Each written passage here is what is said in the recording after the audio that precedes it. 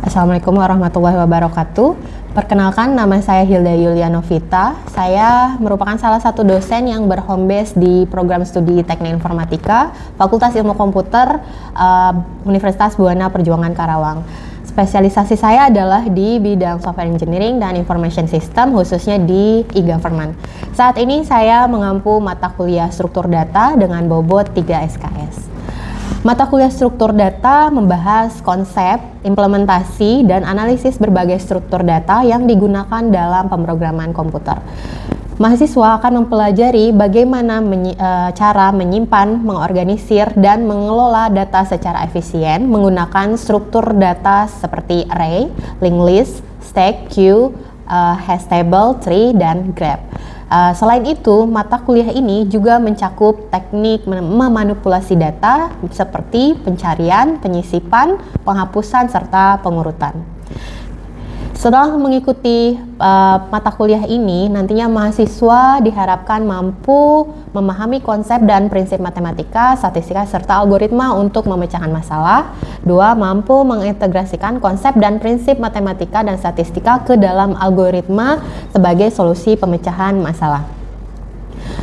Dalam proses pembelajaran, saya menggunakan outcome based education atau OBE dengan fokus pada memilih dan mengimplementasikan struktur data yang tepat untuk menyelesaikan berbagai permasalahan menggunakan bahasa pemrograman Python. Dalam proses pembelajarannya, saya menggunakan 2 metode. Pertama sinkron, yaitu dengan tatap muka melalui ceramah secara luring di kelas dan secara daring melalui Zoom Meeting ataupun Google Meet.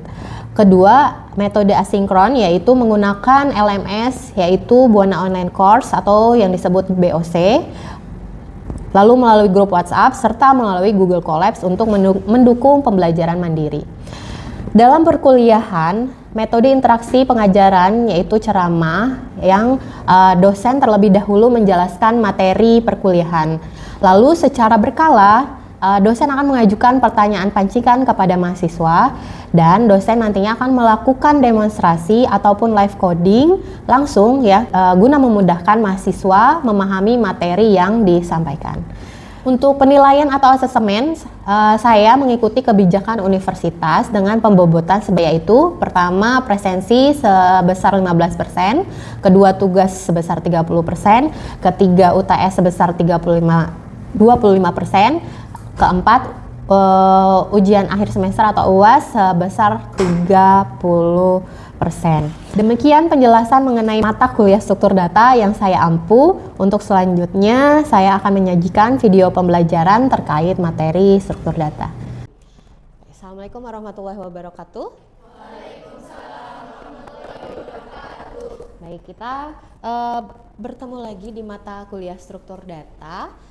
Di pertemuan ke-11 kita sekarang mulai lagi dengan materi yang akan dibahas adalah tree. Ya, tree ini merupakan struktur data non linear. Nah, kalau kemarin kita sudah bahas struktur data linear. Seperti namanya, struktur data linear. Berarti dia memang sistem pengaturan organisasinya bersifat linear. Ya, dia hanya sebaris gitu. Nah, sedangkan struktur data non-linear, siapa yang tahu apa itu struktur data non-linear? Ya, baik. Siapa Mas namanya? Nama saya Yusdi Rizky Simbolon. Ya.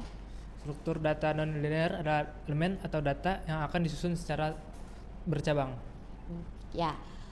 Betul sekali. Untuk struktur data non-linear, nantinya data yang akan disimpan itu akan bercabang. Kalau di tree ini dianya akan dibentuk semacam pohon ya, gitu. Ya, peran lain. Nah, jadi si tree ini sering digunakan dalam dunia komputasi karena bersifat hierarki tadi ya, dan sangat membantu pemecahan masalah-masalah algoritmis seperti mempresentasikan file directory pada sebuah basis data.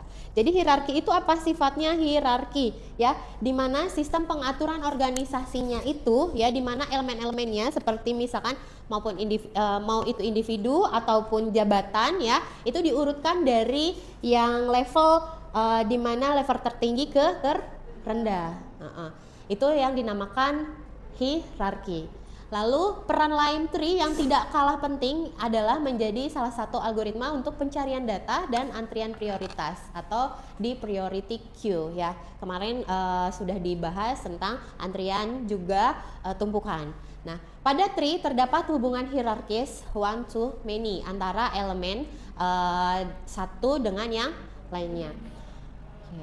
Selanjutnya, nah di sini kita lihat gambar A. Ini merupakan tree karena setiap node-nya itu memiliki satu jalur untuk mencapai node yang lain. Nah, kita bandingkan dengan gambar selanjutnya. Gambar B ini bukan tree karena ada node yang memiliki lebih dari satu cabang atau satu jalur. Nah, yang ini kalau di dalam struktur tree itu tidak boleh.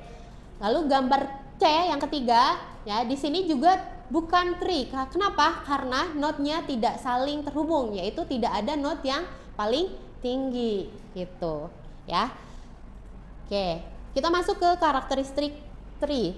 Nah, tree ini terdiri dari beberapa node ya. Setiap node-nya memiliki data dan bisa jadi lebih dari satu child namanya atau anak ya. Dimana relasi tree bersifat parent to child ya. Nah, memiliki garis imajiner penghubung yang bernama edge. Dan tree memiliki satu node akar atau ancestor yang bernama root ya. Setiap node hanya memiliki satu parent dan memiliki tinggi juga kedalaman ya. Height itu ya ataupun tinggi jarak dari root ke node terdalam, sedangkan depth adalah jarak antar node ke root gitu. Selanjutnya, penerapan tree di dunia nyata ya yang sering kita temui adalah silsilah keluarga ya ataupun struktur organisasi ya, mau di misalkan struktur organisasi di kelas ini KM-nya siapa, mungkin sekretarisnya siapa, bendahara, biasa kita temui di situ ya. Lalu atau struktur organisasi sebuah perusahaan ya. Lalu ketiga, struktur folder di OS ya yang sering kita jumpai ya di laptop teman-teman atau PC teman-teman. Itu dia memakai struktur tree atau hierarkis tadi. Selanjutnya yang paling perkembangan selanjutnya itu di decision tree atau AI ya. Ntar kita bahas lebih lanjut. Nah, ini contoh dari struktur organisasi dari sebuah universitas di mana yang level paling tertinggi adalah sebagai rootnya atau akarnya ya. Di bawah-bawahnya level ini ada levelnya ya. Ini level 0, 1, 2, 3 ya, ada 3 level. Nah, jadi di sini yang di bawahnya ada node-node. Nah, node yang di level 1 ini memiliki anak ya. Ada yang memiliki anak 2, ada yang memiliki anak 1. Lalu di level kedua ini ada yang memiliki anak dan tidak memiliki anak. Itu boleh ya. Nah, ini untuk terminologinya, penjelasannya juga. Nah, induk atau parent adalah node yang berada di atas node lain, jadi tidak ada lagi di atasnya gitu ya. Jadi misalkan pada gambar ini ya, C adalah induk dari F dan G. Anak atau child adalah cabang langsung dari sebuah node. D dan E merupakan anak dari si B ya. Lalu ada yang namanya juga akar atau root, adalah node teratas yang tidak berinduk. Jadi siapa? A, betul ya. Jadi si A ini adalah root dari sebuah tree-nya gitu. Selanjutnya ada sibling ya. Sibling itu adalah node lain yang memiliki induk yang sama. Kalau di yang tadi sibling H adalah I karena keduanya berinduk sama, yaitu node D. Lalu ada daun atau leaf adalah sebuah node yang tidak memiliki anak kembali ya. Tadi ada node F, G, H dan I ya. Juga J adalah leaf atau yang biasa disebut dengan external node. Lalu ada internal node ya, node yang bukan merupakan leaf seperti tadi yang dia punya anak A, B, C dan E. Lalu derajat sebuah simpul adalah jumlah anak pada simpul tersebut. Lalu A, B, E dan I atau A, C dan G disebut lintasan atau path. Oke, lalu ada juga tadi level ya. Level adalah tingkatan bilangan yang menunjukkan hierarki ya. Root A berada di level 1 atau 0 boleh juga. Lalu node B dan C itu di level 2, node D, E, F, G di level 3, Lalu node HIJ itu di level 4. Berarti dia mempunyai kedalaman 4 level seperti itu. Ya. Kita lanjutkan lagi. Nah, jenis-jenis tree ya. Jadi ada beberapa jenis tree. Yang pertama ada binary tree ya, di mana bentuk tree khusus yang lebih mudah dikelola oleh komputer adalah pohon binair atau binary tree. Nah, binary tree ini adalah tree yang masing-masing node-nya hanya memiliki maksimal 2 node kanan maupun kiri ya, seperti itu. Selanjutnya, nah, binary tree ya. Nah, di sini karakteristik dari binary tree itu pertama setiap node maksimal hanya memiliki tadi 2 anak kanan maupun kiri. Derajat tertinggi setiap node-nya adalah 2. Dibedakan antar node kiri dan kanan. Kadang terdapat node yang tidak bercabang kembali gitu ya. Jadi misalkan di sini ada rootnya adalah A. Jadi nantinya ada di kiri dan kanan boleh tidak punya anak maupun tidak. Segini aja juga cukup. Atau node kosong hanya root aja juga boleh ya, karena maksimal hanya 2 anak, minimalnya boleh tidak punya ke bawahnya seperti itu. Lalu binary tree ya, ada 2 jenis binary tree. Pertama ada full binary tree, di mana sebuah tree yang seluruh node leaf-nya berada pada level yang sama. Pada full binary tree tiap node-nya kecuali leaf ya atau external node ya memiliki maksimal 2 child, dan tiap subtree harus mempunyai panjang path yang sama. Oke. Full binary tree ya. Nah, ini untuk full binary tree gambarnya. Jadi harus seimbang kanan dan kirinya gitu ya. Selanjutnya kedua ada complete binary tree, adalah kondisi di mana setiap node-nya dimasukkan satu persatu dari subtree yang kiri ke subtree yang kanan. Nah, ini complete binary tree. Jadi ini cara memasukkan datanya ya, dari node kosong, terus ada node 1, terus jadi root dia, nanti masukkan dari kiri dulu baru ke kanan. Setelah binary tree yaitu binary search tree. Binary search tree ini kalau dikenal itu BST singkatannya, sangat berguna dalam dunia komputer, khususnya bahasa pemrograman. Misalnya pada pencarian sebuah data, penentuan nilai maksimum juga masih minimum, serta penyisipan dan penghapusan data. Jadi BST ini memiliki aturan anak kiri itu akan lebih kecil dari induknya dan anak kanan akan lebih besar gitu. Nah, misalkan gambar di samping ya merupakan contoh binary search tree yang cukup ideal. Kenapa dikatakan cukup ideal? Di mana masing-masing node left dan right-nya itu seimbang ya, walaupun di sini ada satu node eksternal yaitu node 2 ya, tapi masih dikatakan seimbang. Nah, kita bandingkan dengan gambar yang ini, yang kedua. Nah, ini dikatakan tidak seimbang ya, karena node yang paling kanannya teman-teman itu lebih banyak dibandingkan yang node kirinya teman-teman gitu. Jadi ini kalau di BST itu dianggap sangat tidak efisien seperti itu. Oke.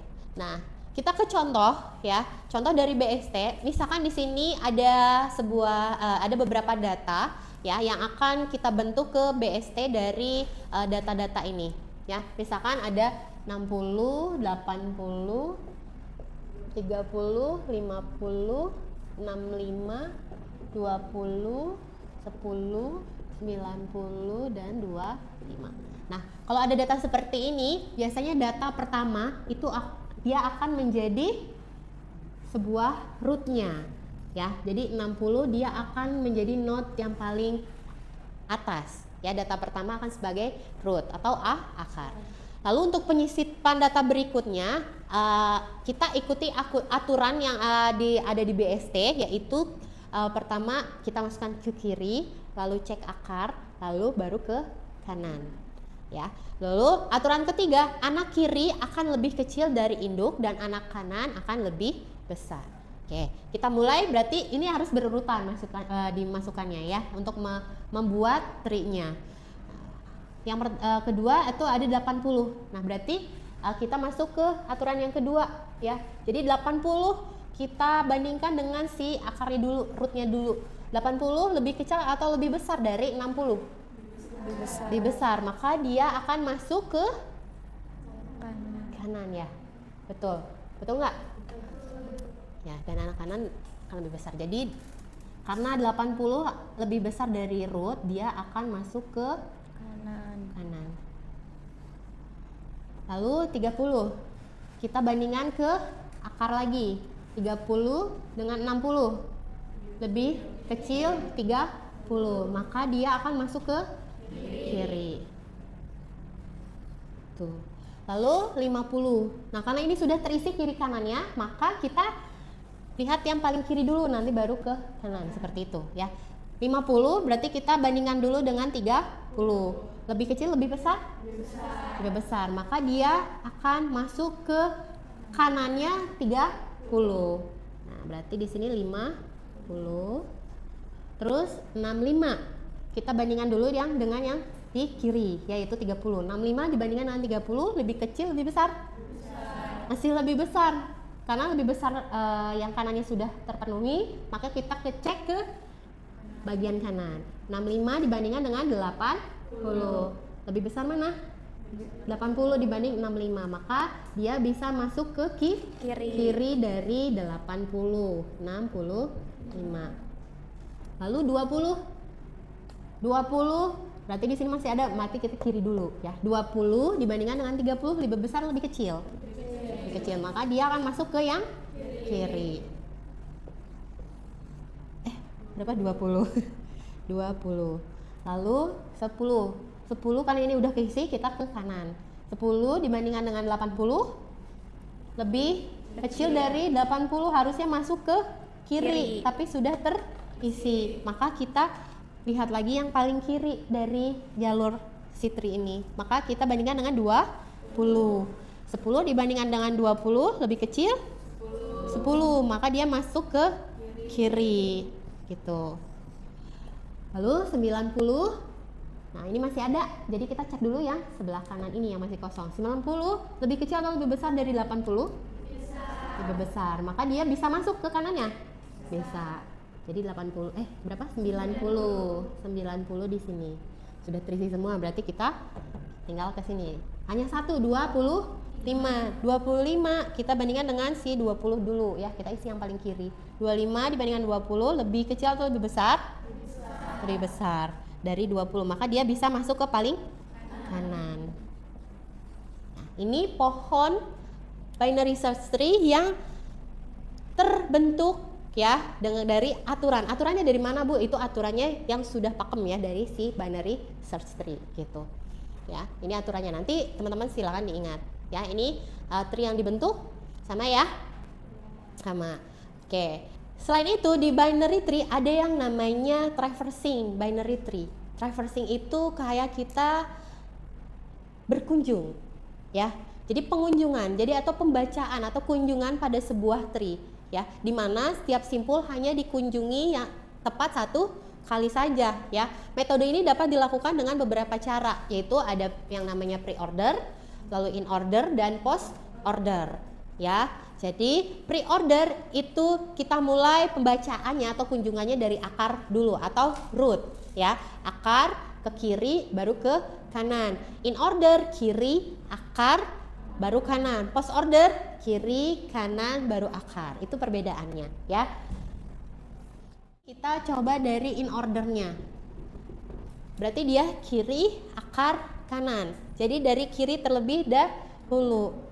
Kiri dari paling bawah, harus dari paling bawah. Jadi kiri 10, terus ke akar. Ya, berarti 10. Lalu 20 ke kanan 25, terus ke kiri lagi, kirinya mana? 30. Kita baca dulu yang paling kiri, 30, lalu 50, terus akar situ apa? 65. 65. Coba ya, 65. Lalu kanan 90, lalu root 80, root lagi 60. Apakah benar? 60 dulu, Bu. In order ya. Benar? Salah. Berarti dia harus baca yang kiri dulu, tetap ke akar paling atas dulu, root paling atas, baru dia Ke ke kanan. baca ke kanan gitu. Jadi di sini 65 ya. Nah, 65, 50 berarti kita baca ke root 60 dulu, lalu ke 65, terus 80. 80 baru 90 gitu. Ya. Terus habis itu post order. Pre-order kita baca aja di situ ya. Pre-order tadi dia dari mana? Pre-order dari akar kiri ke kanan. Berarti dia akar dulu bacanya, tetap dari harus paling atas ya. Berarti akar dulu 60, terus ke kiri ya. Akar kiri kanan 30. Terus nggak boleh langsung sini. Kita satu jalur dulu yang kiri sebelah sini. Berarti 20 10. 10, 25, baru kanan ya 50, terus baru 80, 90 gitu ya. Terus post order itu dia kiri kanan akar, kiri kanan akar gitu. Berarti 10 ya, kiri 10 baru ke kanan 25, lalu akar ya, terus 50. Akar dulu apa ini dulu? 65 dulu ya, betul. 65, 90 baru akar paling gitu ya. Sampai sini paham? Paham ya? Paham. Itu untuk traversingnya atau kunjungannya ada 3 cara. Nah, ini contoh implementasi code-nya ya dari binary tree, see in order, pre-order sama post order. Ini contoh dari kita yang tadi di papan tulis ya, dari data yang 60, 80 sampai 25 itu kita masukkan ke Python-nya. Misalkan kita mau membentuk tree-nya, pohon tree-nya dulu ya. Jadi di sini saya pakai kelas untuk tree node-nya. Nah, untuk dari dev init sampai self file ini, nah ini dev adalah fungsi ya untuk membuat root sampai ke key yang lain atau kunci yang lain. Nah, terus di sini ada self.left sama dengan none, yaitu untuk anak kiri atau default none ya. Terus self right itu untuk memasukkan ketika nggak ada itu dia menjadi anak kanan. Lalu self file yaitu key atau nilai simpulnya atau rootnya gitu ya. Lalu di sini menambahkan simpul ke dalam pohon. Jika lebih kecil yang tadi ya, jika lebih kecil masuk ke kiri, jika lebih besar dia akan ke kanan. Di sini pakai dev atau fungsinya insert root sama key-nya. Nah, jika root di sini masih none ya atau nggak ada, maka dia akan menjadi node-nya ya. Jika tadinya rootnya 0 ya, kayak tadi 60 karena 0 rootnya belum ada, maka dia akan menjadi root. Lalu jika rootnya lebih kecil dari node yang akan kita masukkan, maka dia akan masuk ke lebih kecil ke kiri. Jika selain itu lebih besar akan masuk ke kanan. Nah, ini rumusnya ya untuk di Python-nya. Return root, return berarti dia akan terus mengulang sampai datanya habis. Nah, di sini baru fungsi untuk in order traversalnya yang tadi ya, dia kiri ke mana? Kiri terus ke root baru ke kanan. Terus untuk pre-order root dulu ke kiri baru ke kanan sini. Lalu post order itu left baru ke kanan lalu ke root gitu. Nah, ini yang akan kita masukkan ya sesuai dengan yang di depan tadi. Nah, setelah di running, nah ini untuk menampilkan hasil traversal in order, pre-order tinggal kita panggil ya in order result, kita panggil dari fungsi-fungsi ini, pre-order juga, post order juga. Nah, tinggal print ya, itu untuk mencetak hasil dari in order, pre-order sama post order. Ketika di running ini hasilnya ya sama ya dengan yang kita tadi untuk in order tuh 10, 20 kan, 25, 30, 50, 60, 65, 80, 90 sama. Jadi yang manual maupun yang di program itu sama gitu. Contoh penerapan tree tadi kan, selain ada struktur organisasi ya, ada file directory di OS kita, terus ada juga ke AI. AI-nya itu adalah salah satu algoritma pada mesin learning, yaitu decision tree. Di mana decision tree ini adalah jadi pengembangan atau dia memakai fondasi dari struktur data tree gitu. Nah, ini contoh dari salah satu penelitian, kebetulan saya di sini sebagai penulis duanya, saya buktikan pohonnya aja ya. Nah, di sini dalam judul implementasi algoritma intuition fuzzy decision tree untuk identifikasi faktor berpengaruh penyakit diabetes pada perempuan. Nah, di sini hasilnya adalah model pohon keputusan untuk pasien diabetes. Nah, ini pohon keputusannya ya. Yang paling tinggi sama ya, dia disebut dengan rootnya atau akarnya. Tapi pembacaannya tentu saja berbeda dengan struktur data tree seperti itu. Oke, jadi di sini kalau di penelitian saya dan Bu Ruri itu nggak kelihatan ya, soalnya kecil ya. Coba dibesarin. Jadi apa aja ya faktor yang berpengaruh di perempuan ya, diabetes pada perempuan. Jadi diabetes pada perempuan itu akan ada ya, pertama ya keturunan juga, tapi juga pada akan datang nanti teman-teman ya, pada saat kita hamil atau ibu hamil itu akan besar peluangnya menjadi maksudnya bukan menjadi mendapatkan diabetes gitulah ya. Nah, jadi dari penelitian ini kita lihat pohon tertinggi adalah glukosa ya yang mempengaruhinya. Lalu ada BMI, apa BMI? Bobot badan ya, apa aja tingginya, terus berat badannya itu juga berpengaruh.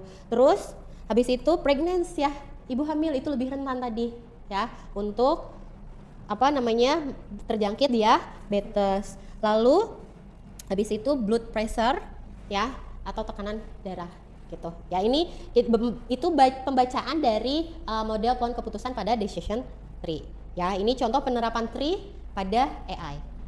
Sampai sini ada yang mau ditanyakan? Ya baik Teh, silakan namanya. Perkenalkan, nama saya Kartika Rahmawati, izin bertanya Bu, Ya, apa hubungan antara struktur data tree dan decision tree?